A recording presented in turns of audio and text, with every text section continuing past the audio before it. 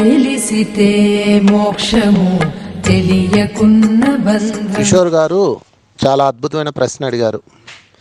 నిజానికి చాలామంది ఈ యుగం నాశనపు యుగం, దరిద్రగొట్టి యుగం, వెనకటి రోజుల్లోనే సత్యం ఉంది, వెనకటి రోజుల్లోనే ధర్మం ఉంది, ధర్మం 4 పాదాలు నడిచింది, అది ఇది ఒదరగొట్టేస్తుంటారు శాస్త్రకారులు, పండితులు అందరూ.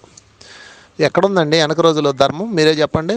వెనక రోజుల్లో సత్యహరిశ్చంద్రుడు అంటే సత్యయుగంలో సత్యహరిశ్చంద్రుడు తన భార్య నమ్మితే దిక్కు దివాణం లేదు, అక్కడ మాట్లాడడానికి లేదు. సత్యహరిశ్చంద్రుడు రాజ్యాన్ని లాక్కుంటే అడిగినోడు లేడు. ఇప్పుడు మీ భార్యని అమ్మి చూడండి, చూద్దాం ఏమవుద్దో. గంటలో టీవీ నైనోడు వచ్చేస్తాడు మీ ఇంటికి, వాయించి పారేస్తాడు. భార్యను అమ్ముతున్న కిషోర్ గారు అని రచ్చరచ్చ చేస్తాడు. అర్థమైందా? అంటే ఆ రోజుల్లో బానిసత్వం ఉంది. సత్యహరిశ్చంద్రుడు భార్య, ఆమె తన బిడ్డ చనిపోతే చూసుకోవడానికి వెళ్ళడానికి ఛాన్స్ లేదు, ఎందుకంటే ఆమె బానిస. ఆ రోజుల్లో బానిస ఉంది.